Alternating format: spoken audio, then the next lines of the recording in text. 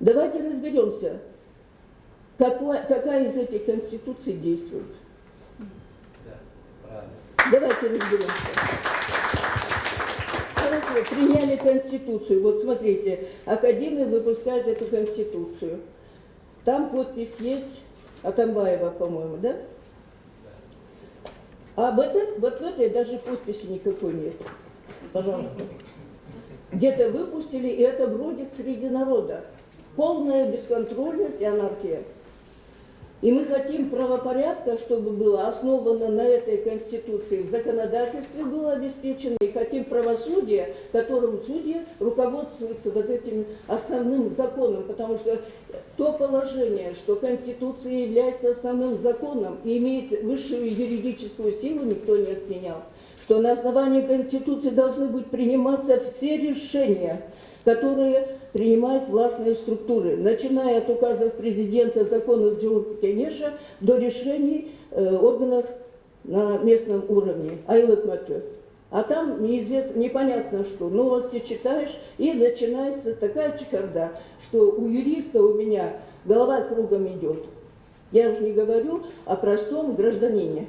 Я не знаю, Бешебай, Кешебай, Иван или Сидор. И в конце концов, когда-нибудь мы наведем порядок, а хотим все быть такими, как Америка. Если вы дырявые джинсы одели, вы никогда не будете американцами. И никогда вас не назовут ими. В Америке отсутствует понятие «моя страна, мой народ». Понимаете? Ответственность за судьбу своего народа и за судьбу своей страны. Там, вы знаете, нас приучили подкупать любые голоса. За что хотите? И когда говорят депутаты здесь, вот мы готовы, приходите к нам, с вами сотрудничать. Они должны служить же народу. А не делать лавку, в которой можно поторговаться и что-то там решить. В обсуждении должен народ принимать участие. Проекты законов, важных для государства, и проект Конституции публиковался в таких газетах, как Еркинтов, в первое время до Совета Кыргызстан. Конституция боюнча биз бүтүн Кыргызстан эки позиция менен каттуу айтып атабыз. Ушуну менен созуп келдик, дагы эле каралып элек. Акыл Жапаров берген экен, заматта карап берди. Эми карап көрүш керек да деп коюптур да. Бирок экинчи пунктунда ошол конституциялык соттун сот болуп иштеп аткандар азыркы азаматтар кийин жооп берет. Экинчисинде жазып коюптур. Бирок жогорку кеңеш мыйзамдарды кабыл алганда конституциянын ушул бөлүгүн эске алуусу керек деп коюптур. Бул эмне деген сөз бул? Мына биз ошондо айттык, Акыл Жапаров айтты, төлөй албасак өлүп кетелиби деп. Өлүп кетесиңби, башка кыласыңбы, ал сенин жумушуң. Бирок бул конституцияда. Бул талап да. Кандай дейсиңер, урматтуу замандаштар? Экинчи конституциянын талабын айталы биз. Президент курултай чакырууга тыюу салат. Мындай курултай чакырууга укугу бар, бирок курултай турганда конституциялык мыйзам менен тескелет. Эгерде конституциялык мыйзам жок туруп, президент ошол өзүнүн буйругу менен курултай жыйнаса, бул түздөн-түз өзүнүн укугуна аша чабуу деген берени бар. Это превышение полномочий. Это вмешательство в законодательные ветви власти. Пока еще не принято конституционный закон о Курултае, он не имел права созвать Курултай. На что мы указали и подали в Конституционный суд. Biz ошону конституциялык сотко бердик. Муну дагы качан бергенбиз? Бир канча ай болду. Бул каралып атат. Үмүтүбүз бар. Конституциянын талабын алып, конституциялык сот ушундай чечим кабыл алат го деген үмүтүбүз бар. Бирок мен ишеним барбы, үмүт барбы, ал башка маселе. Жок дегенде бир жолу биздин конституциялык сотубуз 30 жылдык тарыхтын ичинде бир жолу президентти ордуна коюп коюш керек го. Бир жолу.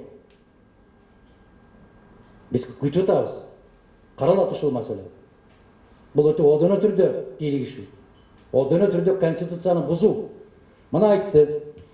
Конституцияны бузуу жолу менен регламент жөнүндө айтты. Биз какшап келдик. Эгерде бир жылдын ичинде өз регламентин кабыл ала албаган мындан өткөн алсыз, мындан өткөн сабатсыз, мындан өткөн эрксиз жогорку кеңеш болгонбу? Жок.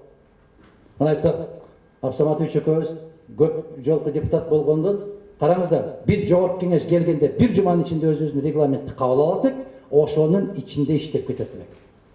Бир жылдан ашык жүрдү мына 7-чи чакырылыш. Бир жылдан ашык.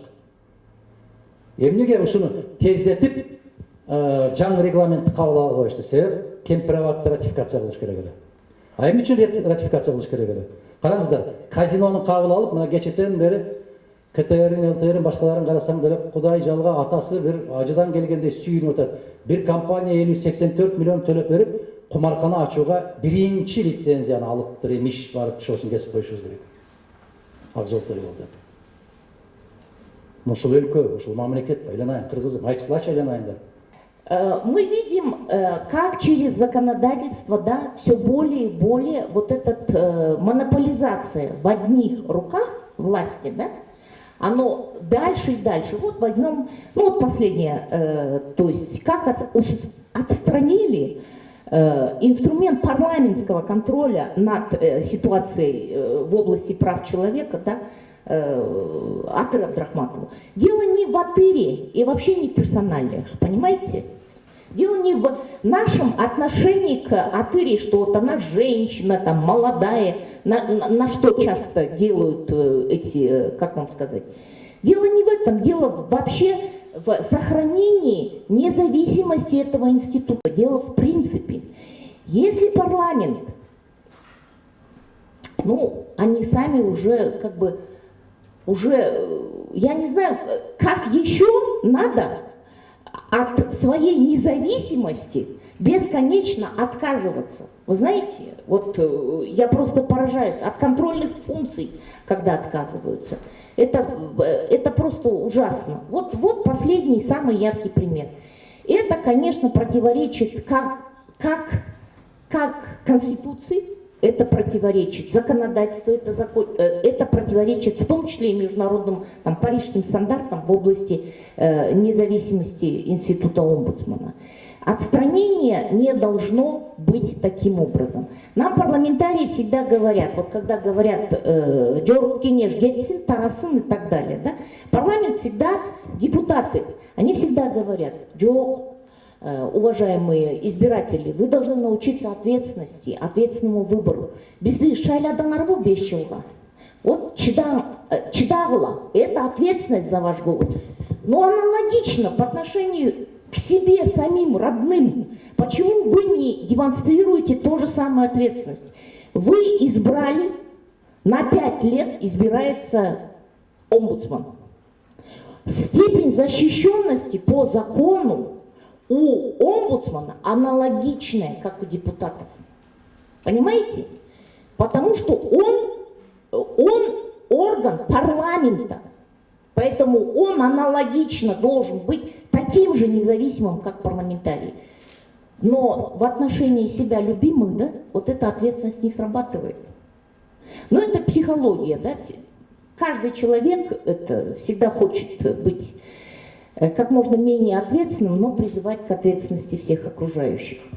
Так вот, значит, и мы видим, что вот это через законодательство, вот эта монополизация власти в одних руках, она усиливается. Я не хочу вдаваться в подробности содержания Конституции, но мне думается, многие наши проблемы возникли из-за излишней детализации в основном законе страны. Вот яркий пример. Представление фракции Бүтін Кыргызстан о том, что премьер-министра надо освободить за то, что он не выполняет прямую, простую, четкую норму Конституции, что пособия должны быть не ниже прожиточного минимума. Казалось бы, первокурсник юрист скажет, у нас написано в Конституции, он обязан этого делать, не может уходить.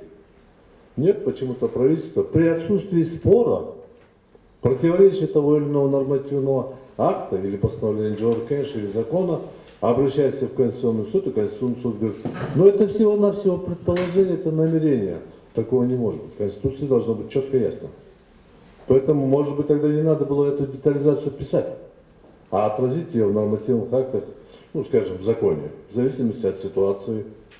Раньше, вот что Владимир говорит, в Конституции было слово «при возможности» государства достичь там прожиточного минимума. Слово было такое. Потом оно постепенно исчезло, а в 2020 году надо было население как-то привлечь, сказали, мы вам обещаем с принятием новой Конституции минимум прожиточный обеспечить каждому пенсионеру, каждому, кто получает пособие. Это не выполнено, потому что одно дело заявить на выборах, другое дело исполнить его в жизни. Деньги нужны. А денег, хотя и руководитель правительства говорит, что много, их не хватает. Это, в принципе, природа денег такова. Я думаю, мы должны идти по пути либо сокращения четких, простых, ну, грубовато, может быть, хозяйственных норм Конституции и перейти по принципу, скажем, той же Декларации независимости Соединенных Штатов или, ну, как в Англии я не предложу, мы привыкли к Конституции. Отказаться от Конституции мы не можем, потому что это основной документ должен хотя бы излагать принципы, как устроено государство, как оно будет существовать и ради чего оно будет стремиться. Какие есть моральные ценности, какие культурные ценности, обозначить. Но у нас конституционное преобразование практически всегда заканчивается разделением полномочий между президентом, между правительством и между парламентом. Вот основные камень преткновения. Сегодня в Конституции есть гораздо простая форма, скажем, объявление импичмента президенту озвучено так, что за совершение преступления. Раньше было тяжкое преступление, сегодня любое преступление. Но недолгая музыка играла, как говорится. Мы в законе недавно принятом очень усложненную форму приняли. То есть практически на нет свели эту норму. Парламент я имею в виду. Потому что все законы такого характера нам спускаются сверху. Когда мои коллеги говорят, что они готовы к сотрудничеству, надо предполагать, готовы к сотрудничеству люди, занимающие депутатские места. А сотрудничество должно исходить от тех, кто решает, а решает администрация и правительство решает. Один реальную власть имеет, другой деньги имеет. Парламент постепенно превращается в инструмент, который утверждает те или иные документы, которые нам нужны. И нарушение конституционных норм, существующих законов, стало нормой. Это абсолютная норма. В прошлом году начинает утверждение, хотя власть имеет подавляющее большинство в парламенте, тем не менее демонстративное нарушение тех или иных законов стало как-то нормой, что ли, или показать другим. Блогерлерді тәртіпке шақырыш керек дегенде тәртіп деген сөзді қырғыздар абдан жақсы көріседі. Жоқ, тәртіп, қандай тәртіп, мен шешем деген принцип, да? Ошондуктан эгерде балбак тәртіпке шақырыш керек деген уран бұл орын табады. Но хотел бы сказать, что он сам первый блогер. Не успеет выступить, он тут же размещает на интернете, поэтому, но его не привлечь к ответственности, потому что он все время хвалит. Он считает, что это не его точки зрения. Что касается изменения полномочий прокуратуры, это же конституционная норма, уголовное преследование. Я не слышал, чтобы кто-то инициировал изменения в Конституцию. Поэтому говорить о том, что забирать следствие, такое намерение есть, но без изменения Конституции этого не произойдет. А если это будет изменение Конституции, смотрите внимательно. Могут быть другие изменения. А принцип простой. Прокуратура иногда неосторожно арестовывает не тех, кого надо, не тех, кого задерживают, преследует не тех, кого надо, не тех, кого... А так как Исабай сказал, что это внутридворцовые какие-то напряженности, потому что если все представляют единую команду, то единообразное применение закона должно быть общим принципом. А самая идея того, что коррупционера задерживают за коррупцию, публично обвиняют его, и до решения суда он выплачивает, признавая свою вину, выплачивает ущерб, а потом его отпускают и впоследствии прекращают уголовное дело, на мой взгляд, это полностью подрывает основы справедливого рассмотрения дела, ответственности граждан перед законом. Ну, в чем понудительные права? Зачем гоняться за бандитом? Когда придет время, он либо легализует, один из способов, если успел. Если не успел, он вернет наворованное, и все его бросят.